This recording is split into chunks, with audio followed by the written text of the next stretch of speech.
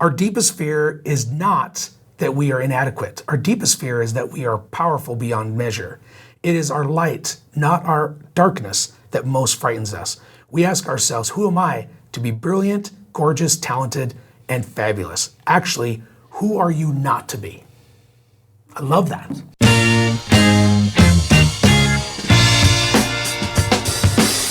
All right, welcome back. I'm Jason. I'm Colter. And we are excited to be here, and we're going to shake things up a little bit. We usually talk about real estate, we talk about business, entrepreneurship, but Colter and I was talking during our break, and we're like, you know what, maybe we ought to touch on mindset. Yeah, absolutely. I mean, and I want to ask a couple of questions around that is, when we talk about mindset, what are some of the things that hold us back from actually reaching our goals? And what are the barriers in between our goals and where we are right now? Yeah. What do you think the primary things are, Jason? Yeah, I think a lot of people I think are more afraid of success than they are of failure. I think some people, they don't do it because they're used to failure. Everybody's used to failure. Everybody fails, it happens all the time. But to be successful, now what's that mean? If I achieve my dream and grow a business now, holy cow, I'm gonna be in charge of employees. I'm gonna have more money. I'm gonna have to balance a business. All the stuff goes through there. They want to be successful, but I think, in fact, I'll bet you it's in the 90 percentile that people, the reason why they don't go out and do something or do something different is they're afraid of success more than they are failure. Because if this works, then what? You know what, and I have to share an example right now. So Wednesday night, I sat in a room with 9 youth, 9 young guys, 17, 18 years old. A friend of mine and I, we sat in this room, so 11 of us, and we went around the room and I said, all right, what is it, who are you? What is it that excites you in life other than girls? Nice. As a 17-year-old, 17, 18-year-old guy, I want to know everything else. Like, I don't care, girls are going to be a thing, and that's just what high school is about, the normal teenager kid, right? But what is it that excites you? And also, what is it that you want to accomplish? And as we went through and we talked about like different passions, my question, I got to come back. What is it that excites you other than sports and girls? Those were the 2 things that I wanted them to leave out. And one of the kids ended up, he shared a couple of things about he enjoys science, others about, being able to see a project completed or otherwise. And one young man shared, hey, you know what?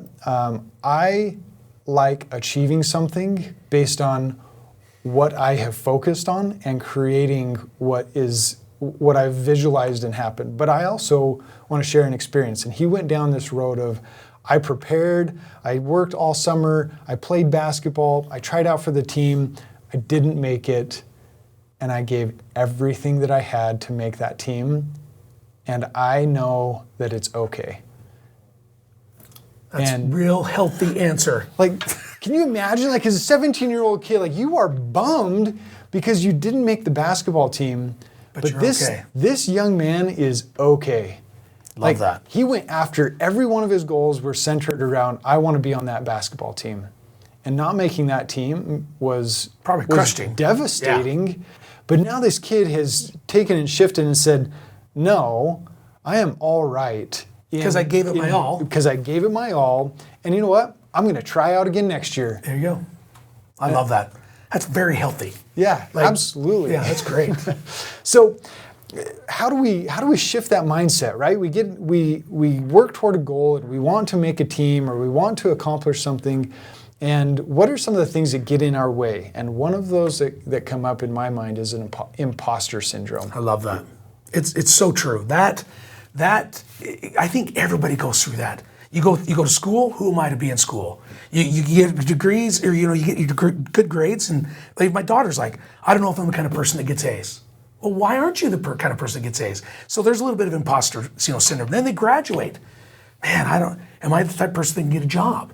And then once you get the job, man, you've given me too much responsibility. I feel like somebody's going to come in here and say, you don't know what you're doing. You're out of here.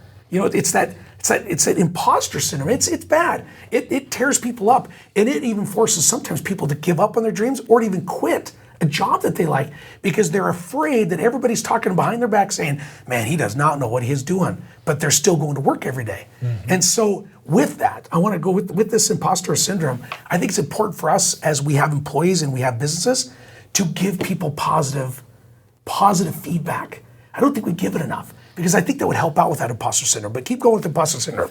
Yeah. So really, I mean, what is imposter syndrome? Let's define that in its essence, right? So I'm an individual. I have goals and focuses and dreams. And let's say I want to buy one property per year, right? That's a goal I set back in 2008, 9, 10. I want to buy one property every single year. But then I'm like, you know what? But I don't have the money. Or you know what?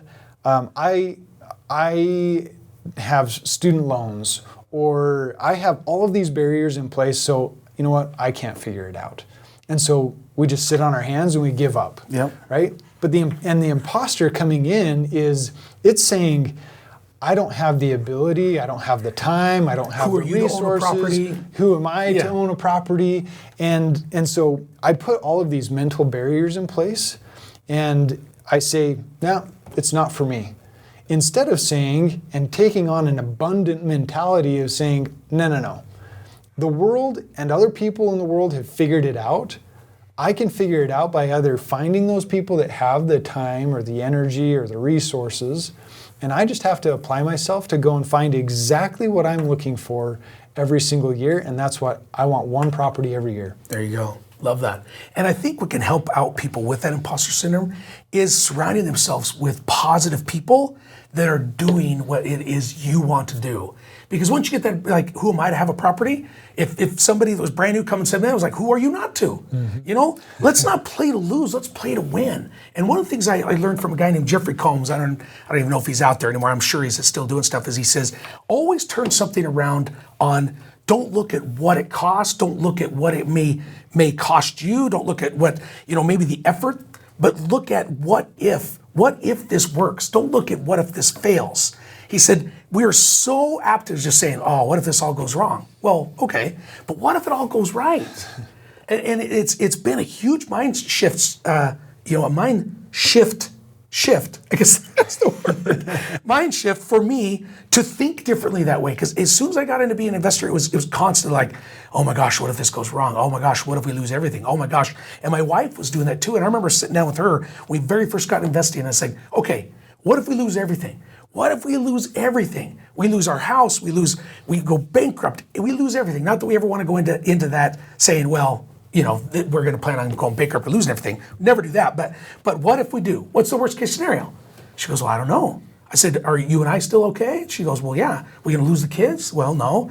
Do I always have the ability to make money? Well, yeah. Does she always have the ability to make money? Yeah, you bet. So let's say we lose everything and we go buy a camper, live in a camper for a year, or we go rent a property.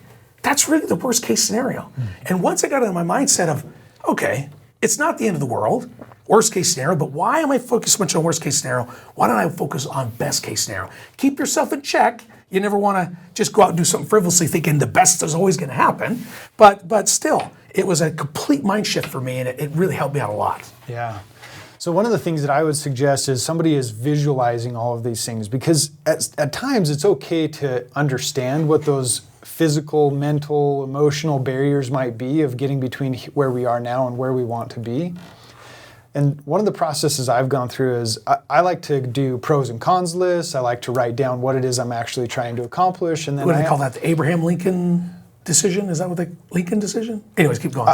You put the pros and the cons that sounds and then add amazing. them up. It's something like, Abraham Lincoln. So maybe it's Franklin. It's a Franklin. That's what it is. Benjamin Franklin. Yeah. All right. Well, he and I have been on the same wavelength, and I didn't even know it. There you go.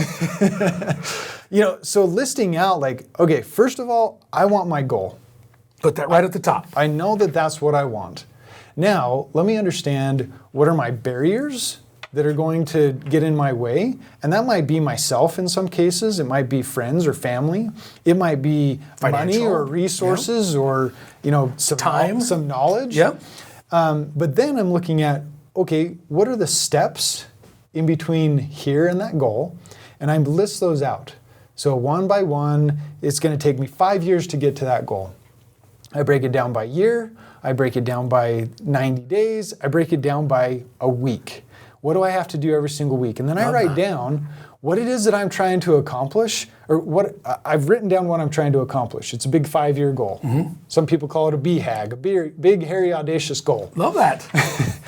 But I'm listing out the good things that have to happen and anything that might get in my way to accomplishing exactly what I've set out to do. And by doing that and reminding myself and looking at that visual depiction of what it is I'm trying to accomplish, I'm able to say, hey, you know what? These things, they're really not that big. Yeah. Like I wrote them down on a piece of paper, and yeah, you know what? I might have to have a conversation here and there with myself or with family or friends that are saying, hey, no, you're not going to be able to reach that goal. Yeah. But then I can come back and say, no, but I have steps in place. And part of those steps is, hey, I have maybe some friends and family that are going to help make sure that I can accomplish that goal.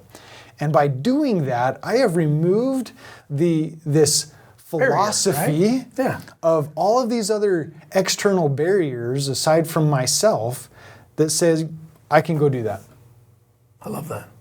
And then how often do you look at it? I look at, I have my notebook every single day, and I look at that every day, and I'm writing down goals in that. And then I flip back through and say, here's my goals. And I'll actually rewrite out the big goals, and then I'll put down steps of what it is I'm trying to accomplish that day. That's awesome. Mindset is can make or break a person. It really can. Because sometimes things don't go well. Sometimes things do go bad. Sometimes partnerships break up. Sometimes you don't make any money. Sometimes you might lose some money. And if you're in a really bad mindset, when things go wrong a little bit, you're going to resort back to all negativity. Throw in the towel. This doesn't work. They lied to me. You know, the people that are doing real estate, they don't really do it. It's all just they go through all these excuses because things got a little bit tough.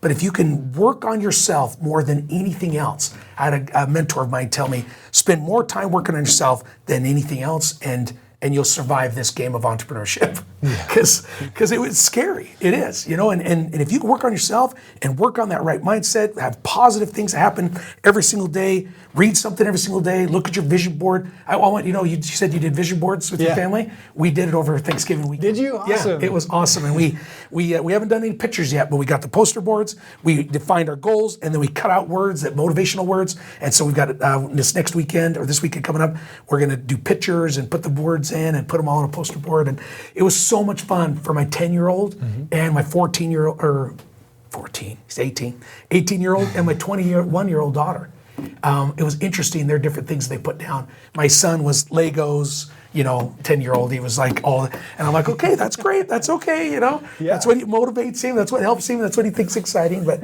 I'm excited to do even more because our subconscious picks up on so much.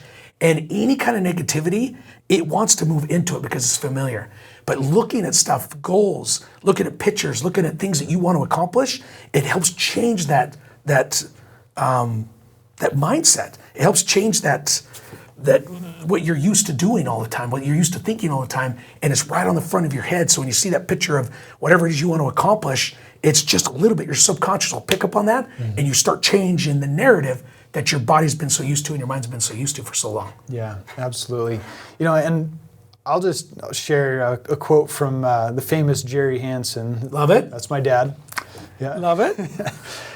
And he and my mom would reiterate, a goal not written is but a wish. There you go. I love that. And I love that. Look, I have a lot of dreams, goals, hopes, desires, etc., right? And there's a lot of stuff that goes on in this head.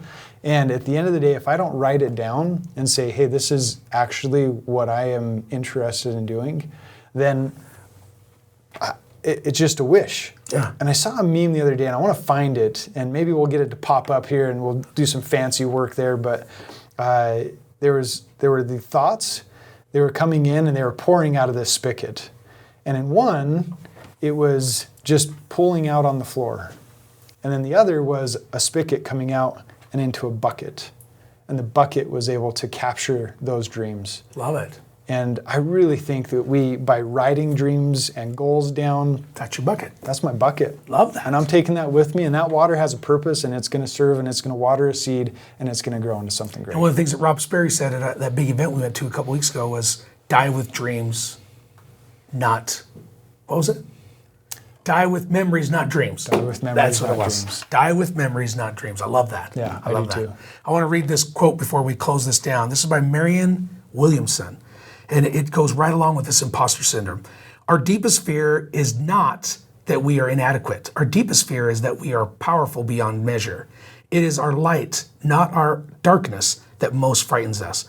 We ask ourselves, who am I to be brilliant, gorgeous, talented, and fabulous? Actually, who are you not to be? I love that. It's so true. And there's more to it. I don't want to read the whole thing, but that part there, who are we not to be brilliant and awesome and successful? But we resort so much to that imposter syndrome of who am I to be brilliant? Who am I to be successful? Who am I to do this? Who am I to do that? And Rob Sperry, again, I've read a few of his books, and I just finished one of his, and one of the things he talks about is those things that people tell you when you're in elementary school and junior high, they become a part of you. So if anybody's ever said, oh, you're stupid, or oh, you're dumb, or oh, you didn't do this right, or you never do things right, it's amazing how much that can handicap somebody to get out there and change that narrative, because it's so easy to go back to that. That imposter syndrome comes in. Yeah, you are an idiot. Yeah, you are not smart. Yeah, you can't read. You can't do this. Whatever it is you're going through, you're a mess up. Your parents are a mess up. You're poor. You can't afford this. All that stuff we wrangle in, and it becomes part of our identity. And it's time to change that identity. Who are you not to be brilliant? Who are you not to be successful? Right? It's easy to be non-successful. It's the successful part that we want. Yeah, no, it is. So set your goals, go after your dreams. You're brilliant, you're awesome, you're amazing. You're gorgeous. You're gorgeous.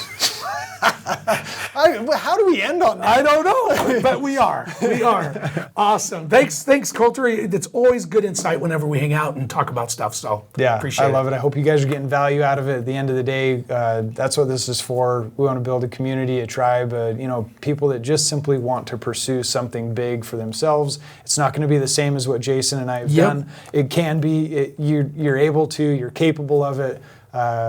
Go capture life because you have it by the horns. Awesome.